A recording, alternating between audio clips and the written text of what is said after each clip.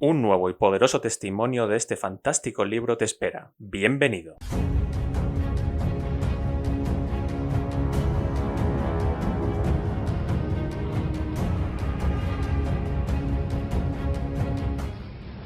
Capítulo 17. Retorno a casa. Cuando Carl, Willy, Eric y Franz entraron con su vehículo al campamento de prisioneros, gritaron su buena suerte de haber caído en manos de los norteamericanos tan humanos. «Yo me quedaré con el camión», les dijo Franz a los otros tres. «Ustedes vayan y vean si encuentran a otros compañeros de los zapadores».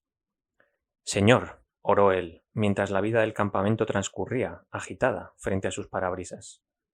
«Tú has cumplido tus promesas. Solo tú mereces la alabanza y el agradecimiento por traerme vivo a través de los peligros de la guerra. Nunca olvidaré tu bondad». Entonces revisó la parte posterior del camión, sacó una caja que contenía registros del ejército y comenzó a preparar el cierre de las cuentas y el balance de los libros. «¡Atención! ¡Atención!», anunciaron los altavoces a la mañana siguiente, llamando al batallón, entre los que estaban los zapadores, a formar fila para pasar lista. Varias unidades aparecieron, pero toda la cuarta unidad se había perdido en acción y presumiblemente estaban muertos. Tampoco todos los zapadores habían alcanzado a llegar al campamento. El capitán Maikus les dijo a los que quedaban que fueran a la barraca de Franz esa tarde después de la cena. Allí, Franz les dio su último salario y el registro militar. «Mira, Willy», le dijo, «todos los hombres tienen hambre. Los norteamericanos sencillamente no tienen el personal de cocina para preparar comida para tantos soldados. ¿Por qué no cocinas para nuestra propia compañía otra vez?» «Es una buena idea», dijo Willy, y al día siguiente fue a la cocina del campamento y trajo verduras y papas. Las mezcló en un guisado espeso y lo suplementó con panqueques hechos de la harina que habían traído desde Rumanía. Entretanto, Franz fue al cajero del batallón y entregó los registros contables y el resto del efectivo por los cuales le dieron un recibo. Había hecho su deber con fidelidad y corrección. Entonces él y Carl dividieron las demás cosas que habían traído con los hombres: azúcar, aceite de girasol y cigarrillos suficientes para darle a cada hombre una valija completa. «¡Atención, por favor!», se oyó por los altavoces como una semana más tarde. «Todos los hombres que van a Frankfurt deben presentarse para ser dados de baja. Todos los hombres que van a Frankfurt deben presentarse de inmediato». «Carl», dijo Franz, «todavía no me iré. Voy a ver ese montón de escombros demasiado pronto, y quiero terminar todo aquí. De todos modos, todavía no tengo mis cosas empacadas. Esa noche reuniré mis cosas para estar listo para la siguiente llamada». Carl, Willy y Eric también decidieron quedarse. Después de la cena, Franz separó en orden todas sus cosas. Además de los elementos de alimentación, tenía pares nuevos de pantalones y de botas que él había comprado en Rumanía. «Mis ropas de licenciamiento», les había dicho a los demás. Entonces las acomodó en su mochila, su bolsa del pan y una bolsa que solían usar para la ropa sucia, con todas sus pertenencias. Con arpillera fabricó una cubierta para una lata de 20 litros llena de aceite de girasol, de modo que solo se pudiera ver la manija. Cuando terminó, su equipaje pesaba unos 70 kilos. 2 días más tarde, los altavoces llamaron otra vez a los hombres que querían regresar a Frankfurt. Los 4 amigos corrieron a despedirse del capitán Maikus, quien, como un oficial de mayor rango, debía quedarse. Luego recogieron sus cosas y comenzaron su caminata de 8 kilómetros hasta el centro de licenciamiento. Después de solo una corta distancia, Franz se detuvo. Estaba jadeando y la transpiración caía de su rostro. «Amigos, nunca podré llegar de esta manera. Carl, corre por favor y pide prestada la bicicleta de la compañía. La podemos devolver más tarde». Carl regresó pronto. Colgaron sus mochilas del manubrio, arrollaron las bolsas de ropa en el cuadro y ataron los recipientes con aceite en el portaequipajes atrás. Franz dirigía y Carl empujaba, mientras los otros dos mantenían las cosas en equilibrio. Ahora pudieron avanzar mejor. Otros soldados también encontraron que sus cargas eran demasiado pesadas y dejaban atrás la mayor parte de sus cosas. Finalmente llegaron al campamento de licenciamiento. Aquí, un mayor alemán con un megáfono daba la orden de que todos se pusieran en fila. Cuando vio a los 4 con su bicicleta, gritó: «¿Qué están haciendo con una bicicleta? ¿No se van a poner en fila?». Rápidamente dejaron la bicicleta en el suelo y se pusieron en la fila. Luego ladró: «Todos los hombres de las SS den un paso a la izquierda». Varios hombres se salieron de la fila y fueron enviados de regreso al campamento, con un guardia.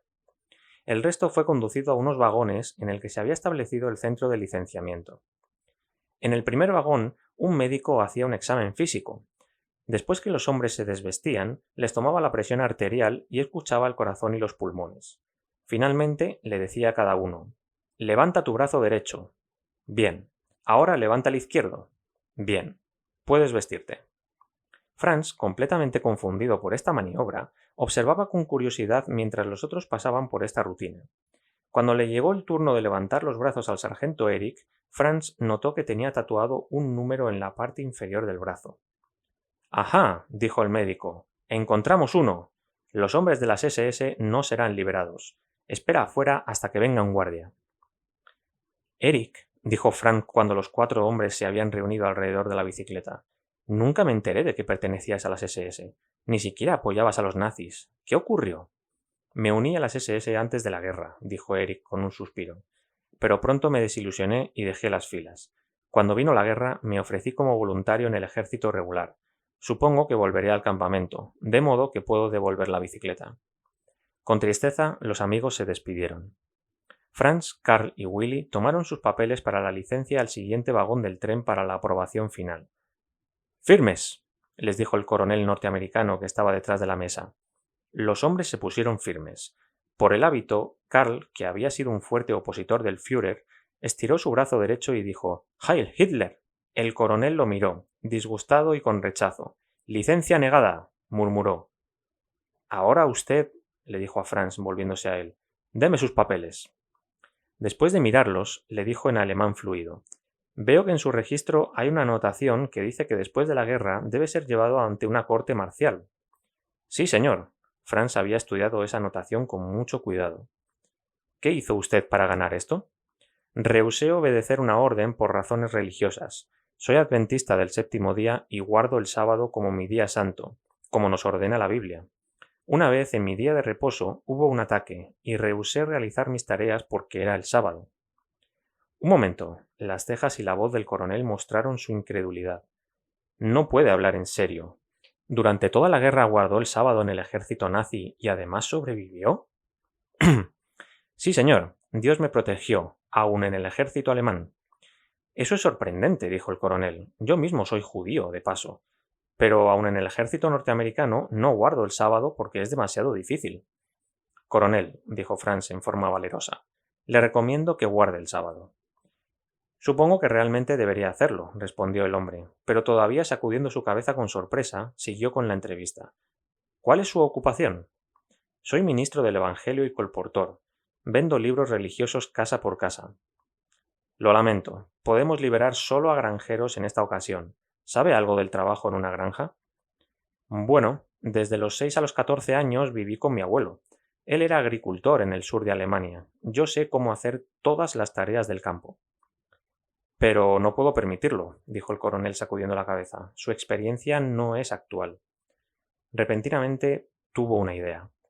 «Dígame, por casualidad, ¿tiene una huerta en su casa?» «Sí, cultivamos una pequeña huerta en Frankfurt». «Eso es», escribió algo en uno de los papeles. «Con esto lo libero para trabajar en la viña del Señor». Sonriendo con alegría, le entregó los papeles a Franz. En ellos había escrito: «Inspector agrícola». Pronto llegaron camiones norteamericanos. Franz fue enviado al primero de ellos y mientras Willy le alcanzaba su equipaje, Franz rápidamente lo ponía debajo de un asiento de modo que no fuera muy evidente. Estaban en camino. Braunau, Regensburg, Nuremberg, Frankfurt. Los hombres supieron que cada pocos días un convoy de camiones viajaba a Luxemburgo para transportar alimentos para los campamentos de prisioneros. En el viaje de regreso, los camiones estaban cargados con prisioneros de guerra liberados. 2 conductores por turno los llevaron a Frankfurt en 24 horas. En las afueras de la ciudad, los hombres bajaron de los camiones. Era el 21 de mayo de 1945. Franz estaba libre. De la compañía original de 1.200 zapadores, solo 7 sobrevivieron. Solo 3 de ellos no habían sido heridos. Franz Hassel, el hombre con la pistola de madera, fue uno de ellos. Apenas 2 semanas antes, las campanas de la iglesia de Eschenroth tocando a rebato despertaron a Helen. Ella pudo oír que afuera la gente corría y gritaba. La señora Strop golpeó con fuerza en la puerta de ella gritando «Señora Hassel, baje enseguida». Helen se puso alguna ropa y bajó corriendo. En la calle vio a alemanes y norteamericanos riéndose, llorando y abrazándose. Era el 8 de mayo de 1945. La guerra había terminado. Les contaron a los aldeanos que Hitler se había suicidado, que Alemania se había rendido y que las fuerzas aliadas habían dividido el país en 4 partes. Eschenroth estaba en la zona de ocupación norteamericana, y mientras esperaban que se estableciera un nuevo gobierno, debían obedecer las órdenes de los norteamericanos. Y hasta nuevo aviso, ninguno de los evacuados de las ciudades debía volver a casa.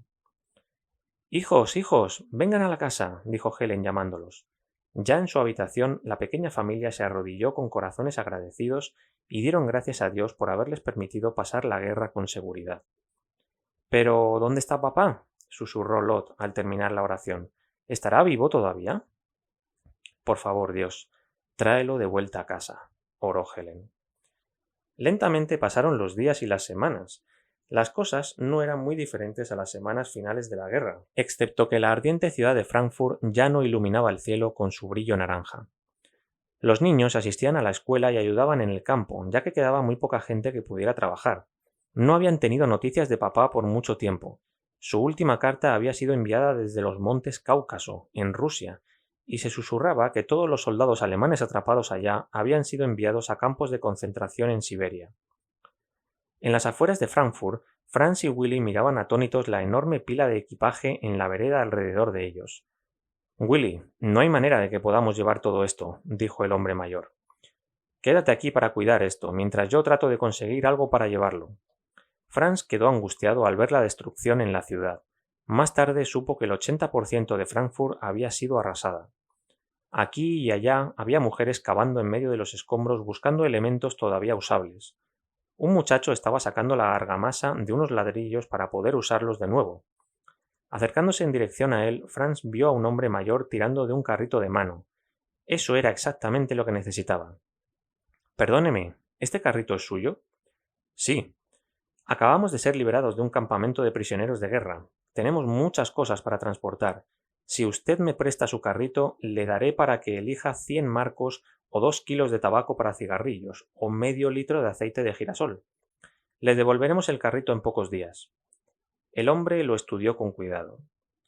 «Bueno, estoy en camino a casa desde la estación. Allí encontré un poco de carbón, si entiende lo que le digo». «Ningún problema», le respondió Franz. «Lo acompañaré a su casa y le ayudaré a descargar el carbón».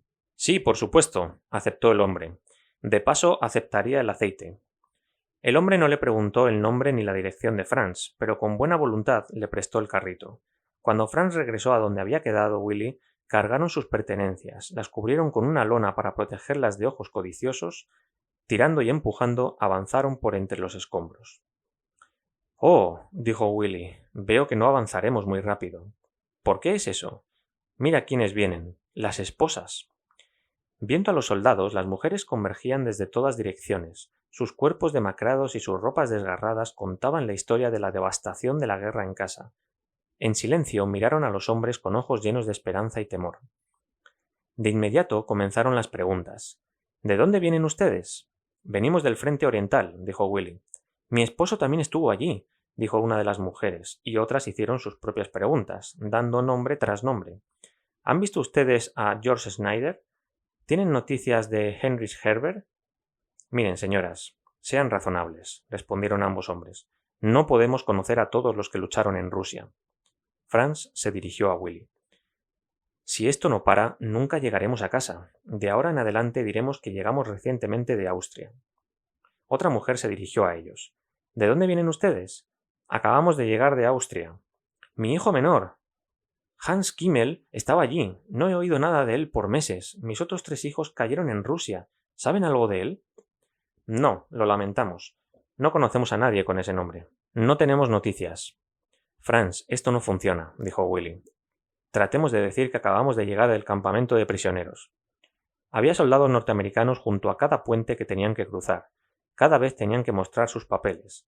Los documentos estaban en orden, pero los soldados observaron el carrito con sospechas. Sin embargo, no hicieron objeciones.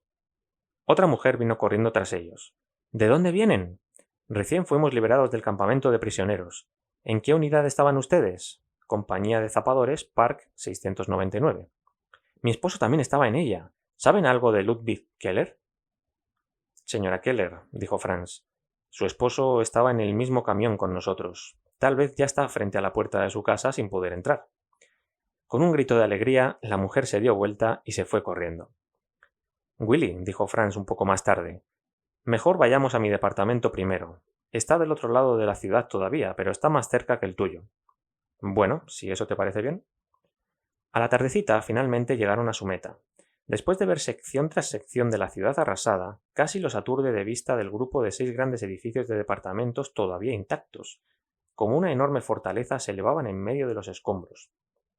Cuando Franz y Willy arrastraron el carrito hasta la entrada del edificio, una vecina sacó la cabeza por la puerta. Señor Hassel, está de regreso. Bienvenido, 1000 veces bienvenido. Usted es uno de los primeros hombres que regresan. Señora Jekyll, estoy muy contento de verla. Su familia no está aquí, está en Eschenrod. Franz quedó confundido por un momento. ¿Eschenrod? Usted sabe, la aldea en los montes Vogelsberg. Él asintió y suspiró. Muchas gracias. Pase un buen día. Franz abrió la puerta con su llave, que había conservado durante toda la guerra. Descargaron el carrito y mientras Willy se daba un baño, Franz revisó el departamento. Los vidrios estaban rotos y las cortinas volaban al viento, pero no faltaba nada. Los muebles, las camas con su ropa, los platos, los libros, hasta la motocicleta de antes de la guerra estacionada en una habitación vacía. Todo estaba allí. Más tarde Franz supo que prisioneros de guerra polacos habían estado alojados en la escuela primaria a unas 4 cuadras de distancia, y cuando fueron liberados saquearon libremente todo y se llevaron todo lo que no estaba clavado. Evidentemente, Dios había puesto su mano sobre el departamento de los Hassel. Finalmente, Franz se bañó y se afitó, y después de comer algo, los hombres se fueron a dormir. Oh, el lujo de dormir otra vez en tu propia cama. A la mañana siguiente, los amigos se despidieron calurosamente y Willy se fue a su casa en los montes Taunus, dejando la mitad de sus cosas en el departamento para recogerlas más tarde.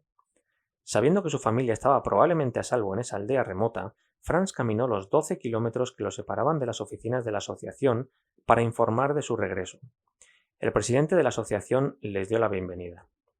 Hermano Hassel, usted es el primer empleado de la asociación que regresa de la guerra, exclamó. ¿Podría usted ayudarnos por un tiempo como pastor? Tenemos necesidades desesperadas, porque muchos de nuestros hombres perdieron la vida. Por el momento no hay obra de publicaciones, de hecho ni siquiera sabemos si la casa editora todavía está en pie, porque no hay trenes, no hay correo, no hay teléfonos.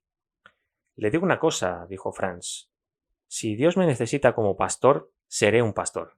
Pero mi familia no está aquí. No la he visto en mucho, mucho tiempo. Permítame ir y traerla, y estaré listo el 1 de julio. Oh, hermano Hassel, no se imagina cuán agradecido estoy. Dios lo bendiga. Al día siguiente, Franz devolvió el carrito a su dueño junto con el aceite prometido y comenzó el viaje de 65 kilómetros a Eschenrod. Los kilómetros parecían no acabarse más. Pasó la noche en el galpón de una granja y luego siguió. Finalmente vio un poste indicador que decía Eschenrod, 5 kilómetros. Franz se detuvo en un arroyo claro en el bosque, se aseó y se afeitó. Cuando oyó un carro que se acercaba, detuvo al conductor. Dígame, ¿va usted a Eschenrod? Yo vivo allí, dijo el conductor mientras asentía con la cabeza. Acabo de regresar de la guerra, siguió diciendo Franz, y mi esposa vive allí como una de las evacuadas. ¿Conoce usted a la señora Hassel? Oh, sí, y vive en la casa del alcalde. Bueno, dijo el conductor bajando del carro. Ponga su equipaje aquí en el carro. No hay suficiente espacio para ambos, de modo que caminaré con usted el resto del camino. Estando todavía a cierta distancia de la aldea, Franz vio a un muchacho que se acercaba por el camino polvoriento. El niño se hizo sombra con la mano y miró hacia ellos. De repente echó a correr. ¡Papá! Gritó. ¡Papá, has regresado! Y se arrojó en los brazos del padre. ¿Gerd? Dijo el padre con voz temblorosa. ¿Es este mi pequeño Gerd? Oh, estoy tan contento, exclamó Gerd.